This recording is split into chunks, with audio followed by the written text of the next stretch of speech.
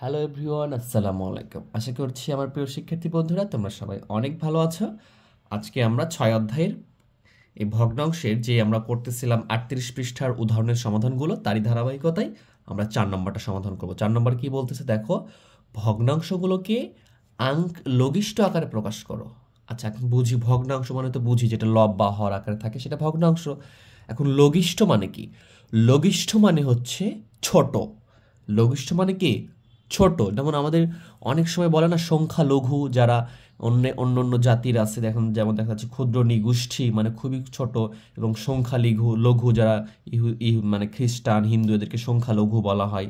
তো এইভাবে লঘু লঘিষ্ঠ বলতে ছোট, যাদের সংখ্যায় কম, তার মানে লঘিষ্ঠ বলতে ছোট করা। গরিষ্ঠ মানে বড়, সংখ্যায় গরিষ্ঠ মুসলমানরা বাংলাদেশের ক্ষেত্রে, ভারতের ক্ষেত্রে হিন্দুরা মানে অনেক বেশি যেটা আছে তারা। তাহলে এখানে লঘিষ্ঠ চাইছে মানে ছোট করতে বলছে। তাহলে এখানে দেখো এই যে সংখ্যাগুলো আছে এগুলোকে কেমনে আমরা কিভাবে সহজে ছোট করতে পারবো এই বিষয়টা আমাকে ভালো করে বুঝতে হবে। চলো আমরা এটা শুরু করি। দেখো এখানে প্রথমে 1 নম্বরে কি দিয়েছে, 4-এর 1 নম্বরে দিয়েছে যে আমাদেরকে 6/12 এটাকে লঘিষ্ঠ করতে হবে। এই লঘিষ্ঠ করার নিয়মটা কি, কিভাবে করব? লঘিষ্ঠ করার নিয়মটা হচ্ছে লব এবং হরকে দুটাকেই ভাগ যাবে এমন সংখ্যা বের করতে হবে। যদি দেখো এটাও জোড় সংখ্যা এটাও জোড় সংখ্যা, তাহলে সবসময় 2 দ্বারা ভাগ করবো, অন্য কিছু ভাবার দরকার নাই। তুমি 2 দ্বারা ভাগ করে দেবে। 2 দ্বারা ভাগ করলে কত হচ্ছে? এটা 3 দুগুণ 6, এটাকে 2 দ্বারা ভাগ করলে হচ্ছে 6 দুগুণ 12।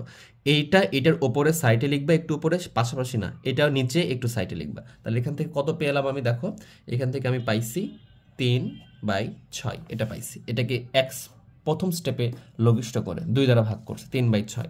এরপরে দেখবা যে আবার কি ভাগ করা যাচ্ছে কিনা। হ্যাঁ যাচ্ছে, এটাকে 3 দ্বারা ভাগ করা যায়, এটাকে 3 দ্বারা ভাগ করা যায়।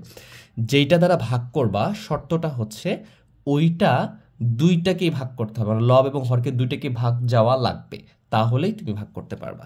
তাহলে 3 দ্বারা ভাগ করলে কত? 3 3 একবার যাচ্ছে, এবং 3 দ্বারা 6কে ভাগ করলে 3 দুগুণ 6 দুইবার যাচ্ছে। এখন দেখো 1/2 চলে আসছে। এইটাই হচ্ছে এই 6/12 বা 6/12 একদম লঘিষ্ঠ রূপ, মানে সবচেয়ে ছোট রূপ। এর চার তুমি ছোট করতে পারবা না। এটাকে ভাগ করে দিলে 0.5 আসবে, তো একই ব্যাপার, কোনো সমস্যা নেই। তাহলে এইভাবে আমরা খুব সহজে ছোট করতে পারবো।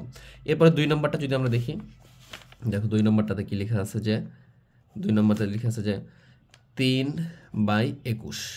এটাকে এখন খেয়াল করো, এটা বিজোড় সংখ্যা। বিজোড় সংখ্যাকে 2 দ্বারা ভাগ করা যায় না। তাহলে 2 দ্বারা না গেলে 3 দ্বারা দেখবো 3 দ্বারা যাচ্ছে কিনা। তো 3 দ্বারা দেখো 3 1 3, হ্যাঁ এটা ভাগ করা যায়। 3 7 21, এটাও ভাগ করা যায়। তাহলে 3 দ্বারা ভাগ করে দেবো। তাহলে 3 দ্বারা ভাগ করলে কত হবে? এখানে 1 হবে, আর এখানে 3 7 21। যদি তুমি কেটে দিয়ে না লিখে যদি ডিরেক্টলি লিখো 3 1 3 আর 3 7 21 এটা লিখো, তাহলেও কিন্তু হয়ে যাবে। তার মানে এই যে 3/21 লঘিষ্ঠ রূপ হচ্ছে 7-এর 1 অংশ। বুঝতে পারছো? আশা করি বিষয়টা বুঝতে পারছো। এরপরে দেখো 8/12 আছে, যদি আমরা এটা দেখি যে 8/12, তাহলে 8/12 যদি লঘিষ্ঠ করতে চাই তাহলে কিভাবে করতে পারি আমরা? দেখো এটা যেহেতু জোড় সংখ্যা এটাও জোড় সংখ্যা, তাহলে 2 দ্বারা ভাগ করবো। তাহলে 8কে 2 দ্বারা ভাগ করলে কত হবে? 4 হবে। তুমি কেটে না দিয়ে ভাবে লিখলেও হবে। এবং 12কে 2 দ্বারা ভাগ করলে 6 দুগুণ 12। তোমরা এগুলো নামতা পড়তে পারো। আবার দেখো 2 দ্বারা ভাগ যাচ্ছে, তাহলে এটা 4কে 2 দ্বারা ভাগ করলে কত হবে? 2 বার যাবে। 6কে 2 দ্বারা ভাগ করলে কত হবে? 3 হবে। এখন দেখো 3 বিজোড় হয়ে গেছে, আর কিন্তু 2 দ্বারা ভাগ যাবে না। তার মানে আমার এটা হচ্ছে 8/12 লঘিষ্ঠ রূপ। এটা খুব ভালো করে বুঝতে হবে। অনেকগুলো পরীক্ষায় এরকম প্রশ্ন আসবে, তখন তোমাকে কিভাবে লঘিষ্ঠটা করতে হবে। এরপরে খেয়াল করো এখানে আছে কত? 9/15। তাহলে 9/15 দুইটাই বিজোড় সংখ্যা। যদি একটা বিজোড় থাকে তাহলে তো 2 দ্বারা ভাগ যাবে না। তাহলে আমরা 3 দ্বারা দেখবো। হ্যাঁ 3 3 9, 3 5 15। 3 দ্বারা দুটাকেই চাই, ভালো করে ভাবতে হবে। 3 3 9, 3 5 15। এখন দেখো আর কি যাই? 3কে 3 দ্বারা যায়, কিন্তু 3 দ্বারা 5কে যায় না। 5কে 5 দ্বারা যায়, কিন্তু 3কে যায় না। মানে দুইটাকে যেতে হবে, একটাকেই ভাগ গেলে তো হবে না। তার মানে 9/15 লঘিষ্ঠ রূপ হচ্ছে 3/5। তাহলে আমরা এটাই রেখে দিব। এরপরে আছে আমাদের কত? 24/40। তাহলে এটা একটু করে দেখি আমরা। 24/40। তাহলে এইটা যদি আমরা দেখি 2 দ্বারা ভাগ করবো, তাহলে এইভাবে কেটে দিতে পারো, না কাটলে হবে। 12 দুগুণ 24 হয়, আর এখানে কত হয়? 20 দুগুণ 40 হয়। আবার 2 দ্বারা যাচ্ছে, কারণ দুইটাই জোড় সংখ্যা। 6 দুগুণ 12, 10 দুগুণ 20। আবার 2 দ্বারা 3 দুগুণ 6, 5 দুগুণ 10। এখন দেখো এই যে 3 5 দুটাই বিজোড় হয়েছে, 2 দ্বারা যাচ্ছে না। 3 দ্বারা এটাকে যাবে, কিন্তু এটাকে যাবে না। মানে কি, এক কথায় মনে রাখবা এই 3 এবং 5 মৌলিক সংখ্যা হয়ে গেছে। আমরা কিন্তু আগের পর্বগুলোতে মৌলিক সংখ্যা বুঝেছি। যখনই মৌলিক সংখ্যা হয়ে যাবে ওটাকে আর ভাগ করা যাবে না, তখন এটা হয়ে যাবে লঘিষ্ঠ রূপ। তাহলে আমরা এইভাবে লঘিষ্ঠ করে ফেলতে পারবো। এখান থেকে আমরা 4-এর সবগুলো লঘিষ্ঠ দেখে ফেললাম। আশা করি বিষয়টা বুঝতে পারছো। এরপরে দেখো আমাদের আছে কি 5 নম্বর সমহর বিশিষ্ট ভগ্নাংশ। তাহলে এইখানে যদি লব বা হর একই রকম থাকে সেখানে আমরা এরকম যদি তোমাদের ছোট প্রশ্ন দিয়ে দেয় তাহলে কিভাবে সমহরে করবা। আমরা কিন্তু বড় প্রশ্ন কিভাবে সমহর করতে হয় এটা শিখেছি আগের পর্বগুলোতে।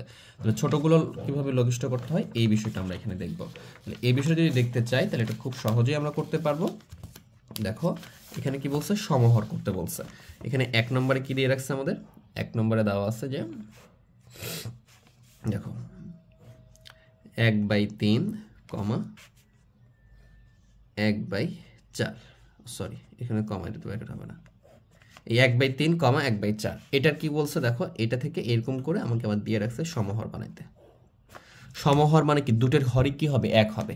তাহলে এরকম লব যে এরকম যদি থাকে ডিরেক্টলি তোমরা করতে পারবা কিভাবে, দেখো এই যে দ্বিতীয় ভগ্নাংশ এটা তো প্রথম ভগ্নাংশ, এটা কমা দিচ্ছি, এটা প্রথম ভগ্নাংশ, এটা দ্বিতীয় ভগ্নাংশ। তো দ্বিতীয় ভগ্নাংশের হর যে 4 আছে না, যেটাই হর থাকবে এই হর দ্বারা প্রথম ভগ্নাংশের লব এবং হরকে গুণ করবা। তাহলে 4 দ্বারা 1কে গুণ করলে কি 4 1কে 4, 4 দ্বারা 3কে গুণ করলে 3 4 12 লিখে ফেলবা, দিয়ে কমা দিবা। যখন এই দ্বিতীয় ভগ্নাংশের হর দ্বারা প্রথম ভগ্নাংশের লব এবং হরকে গুণ হয়ে যাবে তখন কমা দিয়ে দিবা।